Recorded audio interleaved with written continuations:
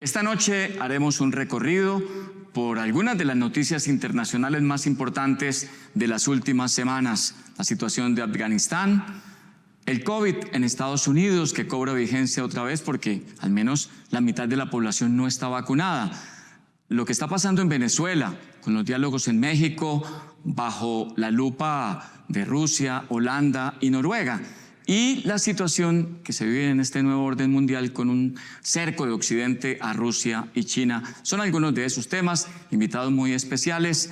Esta noche el profesor Edgar Varela Barrios es PhD en Administración, también licenciado en Filosofía y es rector de Univalle, pero hoy vamos a estar con él en esa faceta de analista. Profesor, bienvenido, buenas noches. Muchas gracias, Hildardo, por la invitación. Y desde Barranquilla virtualmente nos acompaña el profesor Alfredo Ramírez Nardis, es doctor en Derecho, es investigador, profesor titular de la Universidad Libre de Barranquilla y es experto en populismos. Profesor, bienvenido, buenas noches. Buenas noches, un placer estar con ustedes. Inicialmente les propongo a mis invitados el tema de Afganistán, es el tema de conversación en la última semana. La llegada al poder de los talibanes después de la salida de las tropas norteamericanas, ¿era predecible esto, profesor Varela? Sí, por supuesto. Ya incluso en el gobierno Trump se había tomado la decisión de hacer una desescalada y se estaba preparando la retirada. Y de hecho, pues lo que la imagen televisiva y de medios de las últimas 2 semanas muestra es el final de la historia, pero los talibanes desde hace varios años tenían más de la mitad del control del territorio, incluso en el último año, poco antes de la decisión que toma el gobierno Biden, tenían el control de prácticamente todo el país, menos una zona donde hay una parte de una guerrilla que resiste a los talibanes y en la propia capital Kabul, pero era un desenlace previsible. Lo que es imprevisible es la manera como de forma, en cierta forma improvisada, el gobierno Biden hace la retirada y todo el caos que se ha generado con la evacuación de miles de personas, incluso de decenas de miles de personas que estaban con el gobierno pro-norteamericano y que aspiran a retirarse en un esquema muy complejo porque la única manera de hacerlo en una capital totalmente ya tomada por los talibanes es por la vía aérea. Hay un puente aéreo que ha venido funcionando, pero digamos la fecha límite, que es el final de este mes 31 de agosto, que los talibanes no van a mover, va a generar un punto de quiebre y probablemente una situación muy coercitiva de parte de los talibanes hacia los pro-norteamericanos que no puedan escapar. Para el gobierno Biden es una derrota política, independientemente de la razonabilidad que tenga la retirada en términos generales, porque era imposible. ¿Y de quién tomó la decisión? Que fue Trump. ¿Y de quién tomó la decisión? Que fue Trump, y por supuesto, cuando Biden llega, Biden la asume y le da su sesgo. Pero las encuestas de ayer muestran un 60% de la opinión norteamericana en contra de esta decisión, y por supuesto que es el golpe más severo en términos de imagen que la administración Biden ha tenido, y la forma como se está dando a muchos norteamericanos, sobre todo veteranos, les recuerda la retirada de Saigón, ¿no? Que fue la derrota más importante que los Estados Unidos sufrió en el siglo XX. Profesor Ramírez, a muchos nos sorprendió la facilidad con la que los talibanes llegaron a Kabul, la poca resistencia que opuso el ejército afgano. ¿No aprendieron mucho en estos 20 años? ¿Qué pasó? ¿Cuál es su análisis? Bueno, hay distintos motivos que es los que actualmente están siendo manejados por los analistas de la cuestión. El primero es que el ejército afgano es un ejército que, aunque lleva 20 años siendo formado por las tropas de la OTAN, particularmente por Estados Unidos, y financiado por las tropas de la OTAN, particularmente por Estados Unidos, es un ejército que en cierta manera se sostenía solo porque estaba detrás de él Estados Unidos. Estamos hablando de soldados que tenían unos sueldos bajísimos. Gran parte de los sueldos se los robaban sus jefes e incluso se falsificaban muchos sueldos que realmente no existían y no correspondían a nadie. Y estas personas mal pagadas y que vivían en un ambiente de corrupción generalizada recibían equipamiento estadounidense desde gafas de visión nocturna hasta fusiles de última generación con un valor de miles y miles de dólares, que inmediatamente a continuación procedían a vender, en muchos casos incluso a los propios talibanes. Cuando tú formas parte de un ejército que formalmente tiene entre 100 y 300.000 personas, pero estás muy mal pagado, muy poco motivado, en un esquema de corrupción tan extremo que tú mismo vendes tus implementos al ejército contrario, y enfrente a lo que tienes son a personas muchísimo más motivadas que tú, y que en el fondo el discurso que tienen, y que no les falta un poquito de razón, es que tú no eres más que el henchman, que el sicario de un poder invasor extranjero, pues es muy difícil que eso se sostenga cuando el ejército extranjero que está detrás se retira. Por poner un solo ejemplo, Estados Unidos le dio al ejército afgano multitud de helicópteros y de aviones de combate, pero los afganos no tenían no ya pilotos, sino que no tenían personal que pudiera encargarse del mantenimiento de esos aparatos. Es decir, todo el ejército afgano era una cáscara detrás de la cual lo único que había era el vacío. En el momento en que se han retirado los estadounidenses y los afganos han presionado un poco, pues el ejército se ha desmoronado a gran velocidad. Ha habido provincias en las cuales cuerpos enteros del ejército desertaban, otras provincias en las que huían, y además los talibanes no son simplemente un grupo de guerrilleros que acaben de bajar de la montaña, como decía el señor rector, son personas que tienen décadas de experiencia militar, que ya ocupaban gran parte del país y que, como recientemente se está haciendo público, contaban con adiestramiento y formación militar por parte de Pakistán. O sea, que eran un ejército motivado y serio.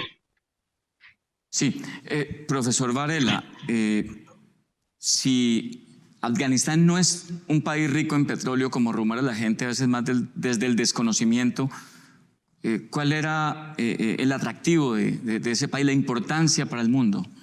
Bueno, realmente Afganistán es un país geopolíticamente y geoterritorialmente muy importante, porque es un país bisagra que está situado a un lado de Pakistán, de Irak, de Irán, al sur de Rusia, de la antigua Unión Soviética, y si bien es cierto no tiene riquezas minerales, sí tiene una importancia geopolítica en el tablero de la lucha por el control territorial de las grandes potencias muy significativo. Y adicionalmente, lo que sí es importante en Afganistán, y esta es una vieja historia, es el rol que Afganistán y algunos otros de sus países vecinos han cumplido en el tráfico y en el cultivo de drogas, de sustancias psicotrópicas, de una forma parecida, aun cuando comparar es difícil, a lo que ha sido Colombia, Perú y Bolivia en el marco de lo que es la corona andina de la cordillera en Sudamérica. Pero básicamente su posición geopolítica es lo más relevante. Y adicionalmente esta es una guerra muy compleja de ganar, porque también comparo a Colombia con Afganistán. Afganistán es un país montañoso, de altas montañas, nevadas, muy... Quien no conoce la geografía no gana la guerra. Exacto, y con no vías de comunicación adecuadas. Es un poco el caso colombiano de sus enormes selvas y montañas que hacen tan difícil reducir a grupos como las disidencias de las FARC o los sectores que tiene el ELN. Combatir una organización guerrillera en un contexto territorial agreste, y más como lo dice el profesor Ramírez, cuando pues se trata de una fuerza invasora, es algo que realmente no tenía mucho futuro. Antes duraron mucho, durante 20 años, porque obviamente fueron el ejército, los marines, los SEAL norteamericanos, los que sostuvieron la confrontación a un costo gigantesco, ¿no? En términos tanto de vidas humanas como en términos económicos.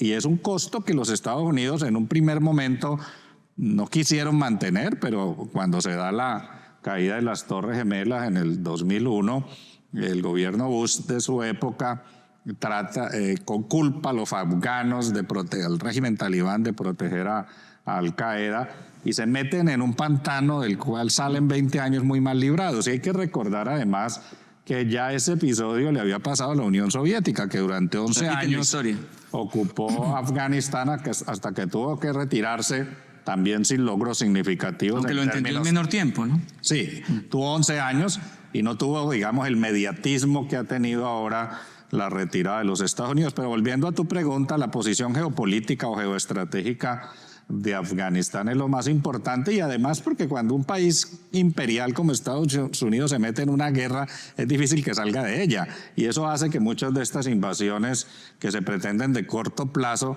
se conviertan en episodios muy prolongados como lo que ocurrió aquí. Profesor Ramírez, para cerrar, una respuesta muy breve. ¿Cederán en algo los talibanes, que han despertado mucho temor en el mundo por la manera tan particular como interpretan el Islam, por la violación de derechos especialmente de las mujeres? ¿Cederán para gustarle un poco más al mundo o no? Depende de qué parte del mundo estemos hablando. Si estamos hablando de Estados Unidos y de Europa, dudo mucho que cambien su posición respecto de la Sharia, porque no está sometida a debate, es una cuestión dogmática, es una cuestión de fe. Incluso en la reciente semana, que los portavoces que hablaban en inglés de los talibanes explicaban cuál era su postura e intentaban ser lo más conciliadores posibles, en todo momento decían que las políticas que se llevaran a cabo se harían en el marco de la Sharia. Las mujeres tendrán derechos en el marco de la Sharia. ¿Existirá derecho de participación política? En el marco de la Sharia. Siempre ponían esa coletilla detrás. Si esperamos que unas personas que llevan 20 años peleando contra los estadounidenses, cuando finalmente les derrotan y les obligan a irse del país, cedan entonces en sus postulados, pues es justo lo contrario. Ahora bien, hay otros países que también desean tener una influencia importante en Pakistán, en Afganistán. El primero es Pakistán, para evitar a su vez la influencia de la India en la zona fronteriza que comparten Pakistán, la India, Afganistán y China. El segundo es China, porque la parte occidental de China tiene una importante población musulmana, con la que China tiene bastantes problemas, y el privado, por tener terrorismo musulmán que pudiera utilizar Afganistán como base, en contra de lo que pueda parecer los occidentales, sino que son los chinos. Con lo cual ellos posiblemente sí que tengan una cierta capacidad de influencia en los talibanes, pero no para que cambien sus puntos de vista, su ideología o su fe, sino simplemente para llegar a algún tipo de acuerdo de lucha contra el terrorismo a cambio de infraestructuras y apoyo económico. No hay que olvidar un dato fundamental. El 75% del presupuesto de Afganistán procede de ayuda internacional. Ahora, con los talibanes en el poder, es muy probable que esta ayuda internacional se desvanezca. De algún lugar tienen que sacar los talibanes el dinero para pagar a su ejército y para mantener el país mínimamente estable. Si este dinero no viene de Occidente, tendrá que venir de otro sitio. ¿Cuál es ese otro sitio? Muy probablemente China. Y los chinos lo que van a pedir a cambio es control al terrorismo y, que eso es lo que a veces no se valora mucho, permítenos explotar los desmesurados yacimientos de litio y otras tierras raras que sabemos que hay en Afganistán y que todavía no se han explotado. Profesor Ramírez, muchas gracias, y profesor Varela, en este primer bloque dedicado a Afganistán. Ya regresamos después de un bloque de patrocinadores y vamos a hablar sobre el COVID en Estados Unidos, la variante Delta, que está generando tragedia en un país en el que paradójicamente, con todas las posibilidades, la mitad de su población no se ha vacunado. Ya regresamos.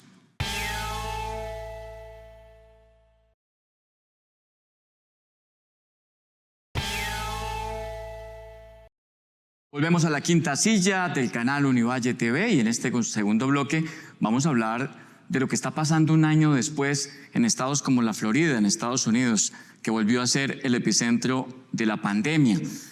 Quizá menos letal, pero con un nivel de contagios muy importante. Profesor Varela, este tema es un poco la herencia que dejó Donald Trump en esos estados en los que la gente no ha querido vacunarse. Bueno, hay una mezcla de todo. Donald Trump expresa toda una ideología, una postura de muchos sectores republicanos y de las iglesias cristianas que están detrás del Partido Republicano, que son negacionistas y que no creen en las vacunas, que creen que pueden ser inoculados. Y ya el propio Trump, como lo hace ahora Jair Bolsonaro en Brasil, desafía incluso los esquemas mínimos de ponerse máscara o tapabocas, como decimos en español. Creo que ese es un factor importante. Obviamente hay detrás el que estas vacunas son nuevas. Las vacunas siempre tienen una historia larga de 8, 10, 12, 15 años. Incluso hay vacunas que nunca se han facturado oficialmente, como la vacuna de la malaria, ¿no? Que llevamos 20 y tantos años intentando en Colombia tenerla. Y también hay una desconfianza incluso de académicos y de científicos que razonablemente consideran que esas no son vacunas pues con todos los estándares. Incluso la Pfizer solo ayer... Porque ha sido un proceso experimental. No, porque ha sido un proceso... improvisado. Contra el tiempo, porque hay una urgencia impresionante en el mundo de tener algún tipo de vacunación. Yo soy partidario, por supuesto, de que nos vacunemos. Creo que ayuda.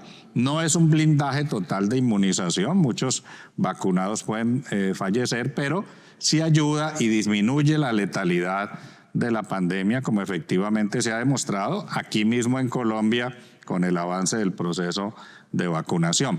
Obviamente están las variantes, yo no soy científico, no voy a hablar técnicamente de la llamada variante Delta, pero digamos, estos virus se metamorfosean, son proteicos, por así decirlo, y en esta dirección ha habido un relanzamiento. ¿Qué le puedo decir yo? Veo mucho en Europa, viendo fútbol o espectáculos públicos, sí, o en Estados Unidos, que ya nadie usa Italia, máscara. Y la letalidad no se ha ido totalmente, lo cual implica, no hay que ser científico para ello, que sigue habiendo un riesgo en las interacciones porque la pandemia está lejos de haber sido superada. Y este relajamiento, el que la gente vaya en el verano a los lugares de playa, que se interactúe, que se conecten, que no haya la restricción mínima de lo que hemos hablado, lavarse las manos, tener distancia social, usar tapabocas, esas son cosas que se han relajado. En donde se relajan, la pandemia se relanza, incluso en China y en algunos otros países de Oriente, Japón recientemente ha habido un revival de la pandemia. Incluso los Juegos Olímpicos, los japoneses son mucho más serios en estos asuntos, se hicieron sin público, no hubo público en los estadios y hubo controles muy estrictos y severos. Eso no ocurre en buena parte de los Estados Unidos y de Europa Occidental, y creo que este relajamiento también ayuda a que la pandemia tome un segundo aire, incluso sin la variante Delta. La pandemia está lejos de ser superada, la vacunación disminuye pero no inmuniza de carácter pleno, probablemente tenga que haber un tercer ciclo de vacunación, un reforzamiento. Hay científicos con los que he conversado en nuestra universidad que nos dicen que puede haber un modelo anual, ¿no? Como pasa con la vacuna contra la influenza, que solo dura unos meses o un año, y la vacunación, digamos, continua o periódica se puede volver una estrategia de inmunización. Así que yo creo que no solo es el negacionismo, sino también el relajamiento y el que todavía científicamente el virus no ha sido derrotado, y yo creo que no tener una alerta y no mantener los criterios que por lo menos en el caso de Colombia se han mantenido, es importante hacerlo. Si no se hace, el riesgo de un rebrote es muy grande, como ya ha ocurrido.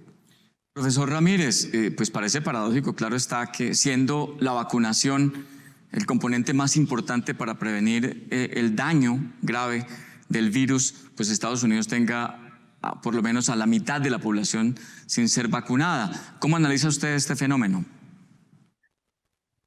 Hay que tener en cuenta que la vacunación no es obligatoria. Los estados no pueden ir persiguiendo a los ciudadanos que no quieren vacunarse y amenazarles con algún tipo de castigo si no lo hacen. De hecho, en la mayoría de los países, como por ejemplo el mío, en España, cuando los distintos gobiernos están intentando prohibir que se entre a locales de ocio nocturnos, discotecas, bares, restaurantes, si no se tiene la pauta de vacunación completa, pues no es extraño que aparezcan tribunales diciendo que eso es inconstitucional, que viola los derechos fundamentales. Claro, los derechos fundamentales no son una cosa como en el último año y medio hemos parecido creer en Colombia, que se pueden limitar de cualquier manera que se nos ocurra. Existen unas formas y unos procedimientos, y si no se cumplen, pues se incurren en conductas inconstitucionales que no deben ser anuladas por las Cortes Constitucionales. Si tú no tienes la posibilidad, por tanto, de obligar a la gente a vacunarse, sino que dependes de su buena voluntad, pues es inevitable que haya un porcentaje de la población que, por el motivo que sea, ya sea por falta de fe en la ciencia, ya sea por dogmatismo religioso o ya sea simplemente por un individualismo malentendido, que eso es algo muy estadounidense, pues se resistan a vacunarse. Con que apenas tengas un 15% de la población que no quiere vacunarse, pues ese 15% puede ejercer de contagiador del resto de la población, que aunque sí se haya vacunado, pues las vacunas no son perfectas y siempre hay un porcentaje de posibilidades en el cual, aún y habiéndote vacunado, te puedes volver a contagiar, particularmente si eres una persona de cierta edad. Lo que sí que se está observando, yo tampoco soy experto en medicina, pero es lo que los análisis de datos nos dicen, es que desde que la vacuna se generaliza, el número de infecciones que se producen son mayoritariamente en personas no vacunadas. Y cuando los vacunados se infectan, porque insisto, siempre hay un porcentaje de posibilidades en que aún estando vacunado te puedes infectar, los efectos de la enfermedad pues son mucho más leves que como acostumbraban a ser antes de la vacunación se empezara a generalizar. Cuando ya el nivel de vacunados en un país supera el 60, el 70, el 80% de la población, pues entonces de lo que hablamos es del que el coronavirus se convierte efectivamente en una especie de enfermedad endémica más, que igual que pasa con la gripa, pues tendremos que sufrir todos los años de gripa mueren miles de personas, habremos podido acostumbrarnos. Pero en fin, vivimos en un mundo en el que teniendo el mayor acceso a información que ha existido nunca en la historia de la humanidad, pues curiosamente se ven revivals de personas pues que no creen en las vacunas, que creen que la Tierra es plana, que creen que el hombre no llegó a la Luna y supongo que creerán también pues que Elvis sigue vivo. Ese tipo de cosas pues parece inevitable. Sí, definitivamente las teorías conspirativas son muchas en torno a este tema particular de las vacunas. Profesor Varela, ¿qué impacto económico puede tener esto para Estados Unidos al ser quizá la potencia de Occidente que menos ha logrado controlar la pandemia? Bueno, yo creo que los Estados Unidos, que siempre trabajan desde un cálculo utilitario, han tenido bastante prevención para los confinamientos, lo que llaman en inglés lockdown, para los toques de queda, los curfew, como lo llaman también en inglés, porque, digamos, la apertura económica es un valor central. De hecho, en el régimen Trump y un poco en el de Biden ha habido en muchos estados oposición de gobernadores, de alcaldes, de las propias comunidades de interés territoriales. De máscaras, todo. Para las máscaras, para los procesos de cierre económico, incluso haciendo cálculos propios de los aseguradores, ¿no? ¿Cuánto valen los muertos que causa una pandemia versus el no tomar medidas disuasivas fuertes en términos de control? Parecido a cuando alguien calcula si un carro tiene averías y algún porcentaje de gente se mata porque está mal diseñado, preferimos indemnizar a los que mueren que recoger la producción entera. Entonces ese tipo de lógica, que es muy americana, se ve claramente en este caso de la manera como desde salud pública en Estados Unidos se ha venido tratando el tema de la pandemia. O sea, el costo prioritario para el establishment americano es el que no haya cierres económicos, que haya apertura de las fronteras. Por supuesto, hay una política de salud pública que viene siendo liderada en los Estados Unidos en pro de la vacunación, de la investigación que avance hacia nuevas versiones de la vacuna, muchos más potentes, pero un poco ese es un debate más nuestro. En Colombia hemos tenido un costo muy alto del confinamiento, que incluso fue excesivo, fue prolongado, y que hoy prácticamente por agotamiento, porque ya nadie se atreve a tomar la decisión, ni nadie la va a aceptar, pese a los rebrotes, digamos, ha quedado por fuera de la discusión. Pero creo que en los Estados Unidos la libertad de comercio, por así decirlo, o de circulación por el territorio y de apertura es un valor prioritario que además está muy articulado el sostenimiento de los empleos. Y Estados Unidos no es un welfare state como lo son los países europeos, donde el Estado da una gran cantidad de garantías. Es una sociedad más liberal, donde la independencia individual y de los negocios permite la sobrevivencia de muchas personas. Así que creo que esta es un poco una pregunta que en los propios Estados Unidos no es central. Vamos a unos mensajes institucionales y ya regresamos con otro bloque dedicado al tema de Venezuela y el futuro de los diálogos que se cumplen en México bajo la vigilancia, la lupa de países como Rusia, Holanda y Noruega. ¿Darán resultado? Nuestros analistas hablarán de ello en minutos después de estos mensajes institucionales.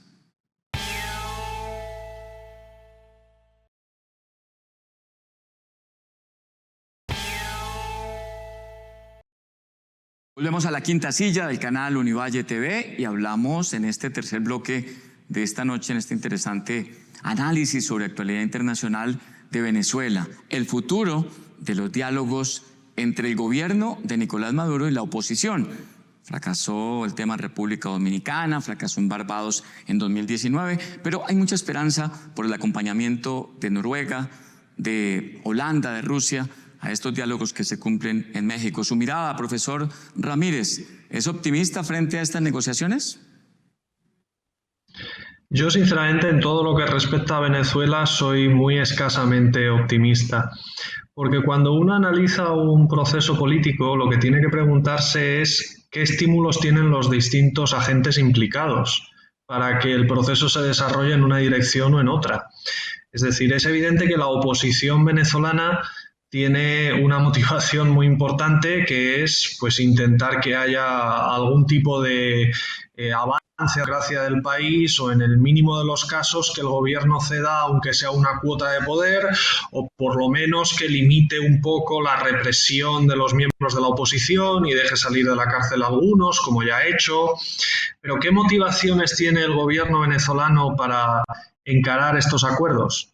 Mejorar su imagen pública internacional, tener acceso a financiación internacional, incluso que les reconozcan cierta legitimidad para poder acceder a las reservas de oro que hay en bancos internacionales a nombre del Estado venezolano, pero que no dejan acceder al actual gobierno del señor Maduro. Yo, sinceramente, no veo en ninguna de las motivaciones del actual gobierno de Venezuela el deseo de dirigirse hacia una transición hacia la democracia o hacia una mejora de los derechos de los ciudadanos, ni muchísimo menos a una reducción de aquello de donde obtienen los beneficios económicos en el presente, que es el tráfico de drogas, la venta de oro en el mercado negro y otro tipo de actividades. Sinceramente, y no es por ser pesimista, pero a mí me parece que es un poco una escena más de teatro que de política a la que estamos asistiendo en estos días. Luego, si una de las partes que se encargan de controlar que todo suceda de la manera más limpia y democrática posible es Rusia, pues entonces ya nos podemos ir preparando para lo peor, lo miremos por donde lo miremos. Profesor Varela, su mirada sobre este tema, ahora cuando la Comisión Interamericana de Derechos Humanos acaba de pedirle a las partes que avancen, que insistan en este diálogo para lograr una solución real a los problemas de Venezuela. Yo concuerdo en general con lo que dice el profesor Ramírez. Yo no soy escéptico por naturaleza. Yo creo que siempre hay que tener una posición de apertura frente a los diálogos. Aquí en Colombia, al principio, en los diálogos con las FARC, hubo bastante escepticismo y se creía que no se iba a llegar al final de la negociación, que era el desarme de la guerrilla, y se pudo lograr. O sea, no siempre hay que dar por sentado que fracasan los diálogos. En Irlanda del Norte también durante mucho tiempo no se creyó en los diálogos y finalmente se tuvieron logros significativos. Pero como lo señala el profesor, hay que tener voluntad de las partes. Y en el caso del gobierno venezolano, claramente comparto su punto de vista, no hay ninguna voluntad de fondo de lo más importante en estos diálogos, que sería llegar a acuerdos para que las elecciones, cualquiera que ellas sean transparentes, tengan vigilancia internacional, se respeten los resultados y no haya un fraude preelectoral como el que está ocurriendo en Venezuela o también en Nicaragua recientemente, donde pues la mayoría de los líderes de oposición y los candidatos están en la cárcel o han sido criminalizados, que es una situación que también se ha presentado en el caso de Venezuela. Hay motivaciones tácticas como el acceso a recursos internacionales por parte del gobierno venezolano, pero la oposición venezolana tiene varias dificultades. Es muy débil, se ha fragmentado el propio régimen que es del autopresidente o el autodenominado presidente Guaidó está muy debilitado, ellos mismos están fragmentados y una parte de estos dialogantes son en el fondo supérstites del propio régimen de Maduro, es decir, es una oposición manejada desde el propio establishment porque los compran con prebendas o con algún tipo de negociaciones parciales que no son de fondo. Creo que estos diálogos no tienen futuro, que son meramente retórica y el régimen de fuerza que hay en Venezuela no va a ceder significativamente cosas en este proceso de diálogos. Y usted lo ha dicho, profesor, la oposición debilitada, dividida, fragmentada y sin un vocero que tenga mucha fuerza. ¿Qué papel puede cumplir Guaidó en todo esto, profesor Ramírez? Pues el que le dejen, básicamente el que le dejen. La figura de Guaidó es una figura que desde fuera de Venezuela fue acogida con mucho entusiasmo, porque incluso por su edad y por su apariencia física, pues parecía que era hasta a nivel personal un cambio frente a lo que se veía en Venezuela, pero la realidad es que el poder objetivo que en el momento existe en Venezuela lo tiene el gobierno. Y a mí personalmente lo que está pasando me parece mucho más la táctica habitual de lo que ha sido Cuba en las últimas décadas, que es que en función de cuáles fueran las circunstancias, las necesidades que se tuviera de acceso a los mercados internacionales, las necesidades que se tuviera de mejorar la imagen y de incluso consolidar la dictadura, pues en determinadas ocasiones se sacaba de la cárcel a las personas a las que se había metido unas semanas antes o se dejaba expresarse más o menos en los medios de comunicación internacionales a una determinada oposición que en la práctica estaba totalmente controlada por el gobierno en función de que efectivamente, como decía el señor rector, se le dieran o se le dejaran de dar determinadas prebendas.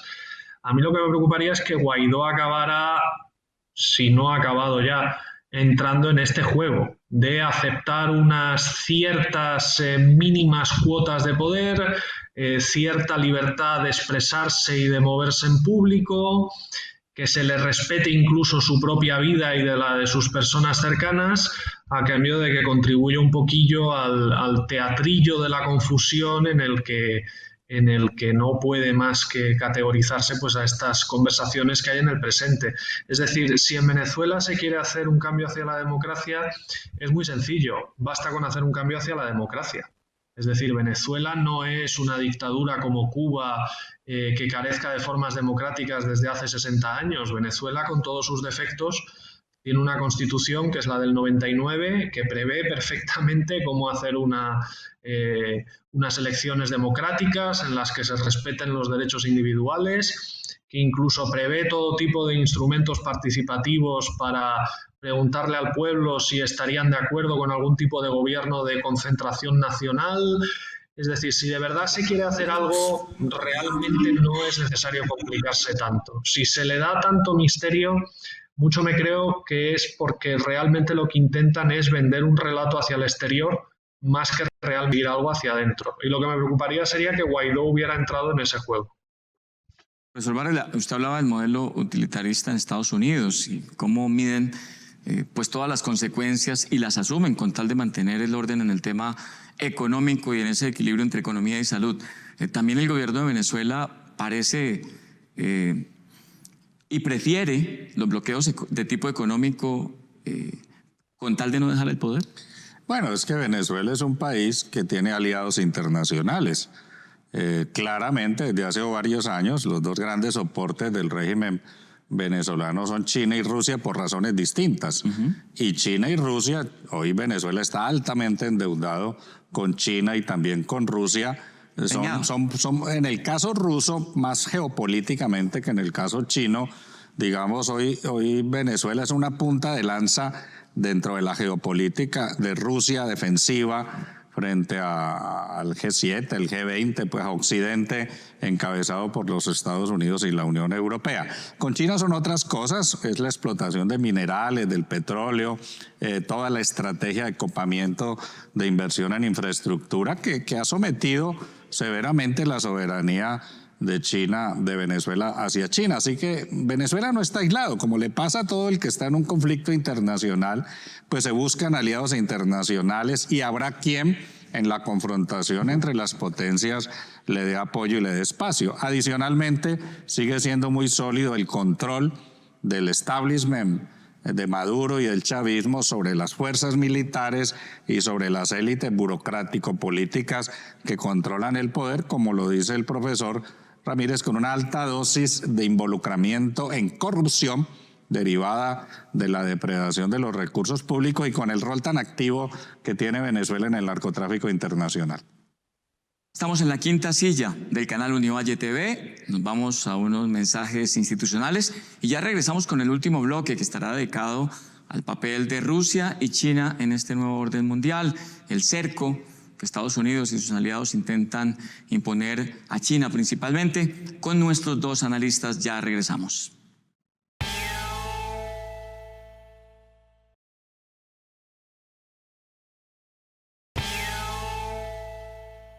Volvemos a la quinta silla del canal Univalle TV y hablamos hoy de actualidad internacional, invitados a la quinta silla, el profesor Edgar Varela Barrios en su calidad de analista internacional, pero también el profesor Alfredo Ramírez Nardis desde Barranquilla, que nos acompaña virtualmente. Y el cuarto tema de esta noche tiene que ver con Rusia y China, el papel que juegan en este nuevo orden mundial después de la pandemia. ¿Hasta cuándo va a durar esa luna de miel entre Rusia y China? El cerco que intentan imponer desde Occidente, profesor Varela. Bueno, yo no creo mucho en el cerco hoy de Occidente, que entre otras cosas no es un todo homogéneo. Acaba de haber la ruptura del Brexit plena entre Inglaterra y la Unión Europea. No siempre la Unión Europea está alineada con el gobierno norteamericano o suma otros aliados, así que es un primer punto que creo que no es fácil movilizar. Estados Unidos está distante de Rusia, mientras los europeos son vecinos de los rusos, y esa es una situación que cambia la manera como las dos partes, Estados Unidos y Europa Occidental, perciben a Rusia. Y adicionalmente, Estados Unidos tiene un conflicto con China, que no es el conflicto que tiene Europa con China. El gran rival de China son los Estados Unidos, no es la Unión Europea, desde el punto de vista de la búsqueda de la hegemonía de los mercados y la competencia. China se ha fortalecido muchísimo en las últimas décadas. Su Producto Interno Bruto está por superar al de Estados Unidos probablemente hacia el 2030. Hoy ya es sin duda un primer actor mundial, incluso en América Latina. El año pasado, 2020, las inversiones chinas en toda América Latina fueron superiores a las de los Estados Unidos. Es un socio más importante para muchos países como la propia Venezuela, Perú. En Colombia juega un rol importante, Argentina, que los Estados Unidos. E incluso Rusia ha buscado pescar en río revuelto, por así decirlo, sin tener la potencia económica y la capacidad de su infraestructura industrial que tiene China en la actualidad. Pero Rusia siempre fue una potencia. Parte del discurso de Putin y de su preeminencia como líder perpetuo es el papel imperial de Rusia, pero sobre todo en la esfera. Rusia es un país muy grande de su círculo de influencia, es decir, de Europa Occidental, el Medio Oriente, el sur del Asia. Y en esa dirección creo que lo que se entiende que seguirá dominando es el multilateralismo, es decir, el que varios grupos de poder, Rusia, Unión Europea, China, los propios Estados Unidos y Canadá, también el Brasil, a pesar de sus dificultades, la India, son un conjunto de potencias regionales muy significativas que rivalizan y que tienen esferas del control territorial, de mercados, que tienen bases tecnológicas e industriales sofisticadas que no están reducidas a un solo país. Creo que el multipolarismo, en un sentido, y el multilateralismo no igualitario, no es Naciones Unidas gobernando el mundo por acuerdos voluntarios entre los países, sino con profundos conflictos, es lo que va a marcar la continuidad del resto de este siglo. Y por supuesto, en el largo plazo no tengo alguna duda de que hacia el 2050 China será la gran potencia mundial sin lograr la hegemonía, pero sí teniendo un papel muy parecido al que hoy juegan los Estados Unidos. Y le doy un último ejemplo, todo el tema de 5G. No hablo de 5G carretera y no de 5G TICs, donde la capacidad de la ciencia china y de los empresarios e industriales chinos está sobrepasando a los Estados Unidos, al punto de que del propio gobierno Trump se dio el veto a empresas chinas como Huawei, ¿cierto?, acusándolas de colusión, acusándolas del favorecimiento de las propias fuerzas militares de China, pero creo que hay un complejo espectro de multilateralismo donde hay muchas rivalidades. Parte de lo que usted está narrando ahora es esa rivalidad, pero no le veo capacidad a Occidente de tener un control efectivo ni sobre China ni sobre Rusia, y tampoco sobre otras esferas regionales como el propio Brasil, como la India, que son potencias emergentes muy importantes en el mapa global hoy. Profesor Ramírez. Bueno, yo en esto, y sin que sirva de precedente, me gustaría disentir un poco del señor rector.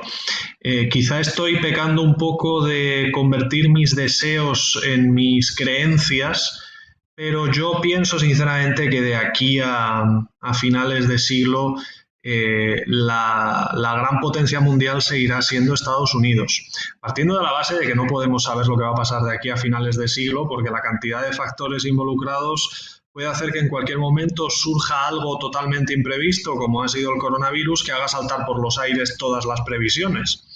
Pero si no hubiera ninguno de estos eventos, o incluso sucediendo alguno, pero que pudiera ser más o menos controlado, como lo ha sido el coronavirus, lo cierto es que, a poco que hagamos un poquito de historia a lo largo del siglo XX, en los años 50 se decía que la Unión Soviética estaba 20 años de adelantar a Estados Unidos, la Unión Soviética colapsó. En los años 80 se decía que Japón estaba 20 años de adelantar a Estados Unidos, en el 89 Japón entró en una crisis en la que todavía sigue. Y a poco que se investigue la economía china es un gigante construido sobre pies de barro. El nivel de endeudamiento del Estado chino, de las familias chinas, es terrible, es inconmensurable. China puede hacer tantísimas inversiones en el extranjero porque todas sus empresas de una u otra manera dependen del poder del Estado. Y es el Estado el que está detrás financiando a las Huawei, a las Xiaomi y a toda una serie de empresas que en el momento en que al Estado, por el motivo que sea, no le convenga, pues serán empresas que de la misma manera que aparecieron, desaparecerán. China es una dictadura totalitaria. No tiene los sistemas de control, de equilibrio de poder, de exigencia de responsabilidades que existen en las democracias. Habitualmente cuando pensamos en las democracias tendemos a pensar que lo que tienen de bueno son sus valores morales, es decir, que respetan los derechos, el pluralismo, pero el hecho de que tu país sea una democracia de verdad tiene unos efectos tremendos en el modelo económico. Si tu país es una democracia y los gobernantes toman decisiones malas, tú los puedes sustituir.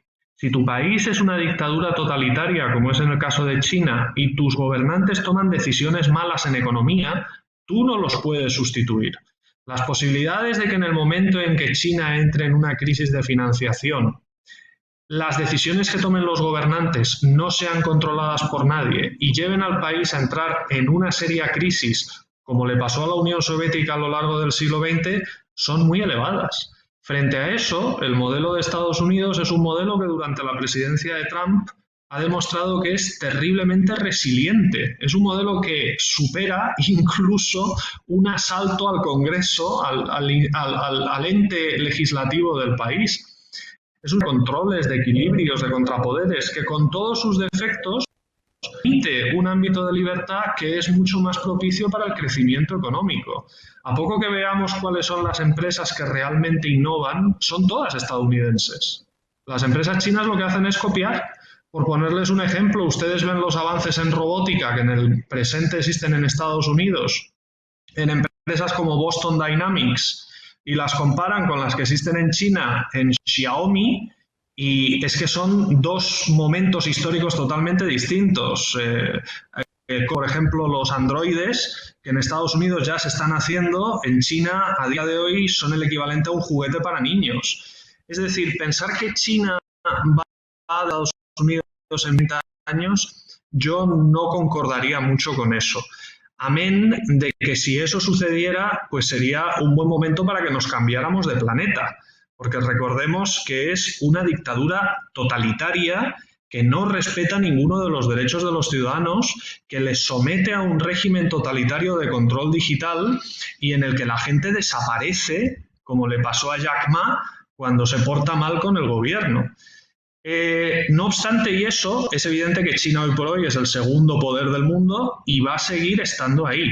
A mí de China lo que más me preocuparía no es que supere a Estados Unidos en poder económico, cosa que no creo que vaya a pasar. Más bien creo que tarde o temprano acabarán estacionándose como se estacionó Japón y no pudiendo avanzar más allá.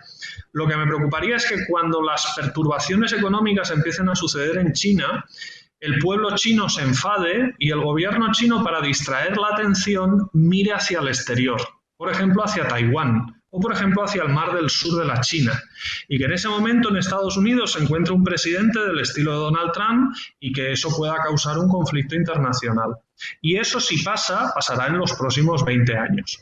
En lo relativo a Rusia, pues Rusia, no hay que olvidar que tiene el Producto Interior un poquito más grande que el de Italia. Sí. Rusia tiene un gran poder apodístico, Rusia tiene un gran poder de materias, pero Rusia, más allá del griterío, que por otra parte es muy típico en el carácter ruso, a nivel geopolítico es un enano, es un país que depende totalmente tanto de que los europeos les compren las materias primas como de que los chinos y los indios les compren las armas. Si efectivamente Europa consigue hacer una transformación ecológica y China e India avanzan tecnológicamente y son capaces de producir sus propias armas, pues a Rusia les va a quedar el vodka y el caviar. Pues, profesores, nos quedan 4 minutos para conclusiones y finalizar este programa de hoy con un recorrido por temas de mucha actualidad en el mundo. Profesor Varela. Bueno, no, yo sobre el último tema... Dos tendencias ahí. No, yo creo que el profesor Ramírez tiene razón en varios de sus puntos. Yo lo que señalo, mi tesis central en este bloque ha sido que el mundo es multilateral y que la hegemonía de una sola potencia ya es imposible y que las coaliciones que impongan hegemonía entre varias potencias también lo son.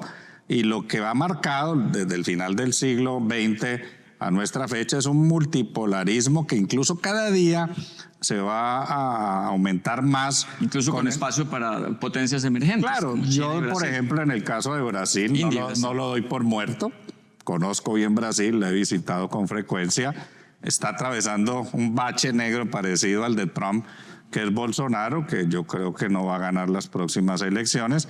Pero Brasil tiene una plataforma industrial sólida, una agroindustria muy potente, un tamaño de mercado y de territorio que lo hace y lo seguirá haciendo jugar un papel en el mercado internacional. Incluso también destaco mucho el rol que puede cumplir la India y en una escala un poco más pequeña, no de las super grandes potencias, países como México, en el caso de América Latina, como Sudáfrica, en África, Indonesia. Hay otras potencias emergentes, Israel mismo, que es muy pequeñita, pero que tiene un poder económico, científico y tecnológico muy grande, llevan hacia el esquema del multipolarismo. Y creo que ese es el punto central que yo destacaría. Y obviamente las relaciones internacionales desde la paz de Westfalia hace siglos no se basan en acuerdos, sino que se basan en conflictos y asimetrías. Lo que me interesaría destacar es que estamos en un mundo donde la confrontación bélica tradicional, digamos la guerra robótica, las tecnologías, los drones, las inteligencias satelitales, la inteligencia artificial, el mapeo del internet, va a cambiar muchísimo el mapa, pero eso es otro programa, no es este tema para otro programa del día de hoy. Profesor Varela. Gracias. Profesor Ramírez, conclusión.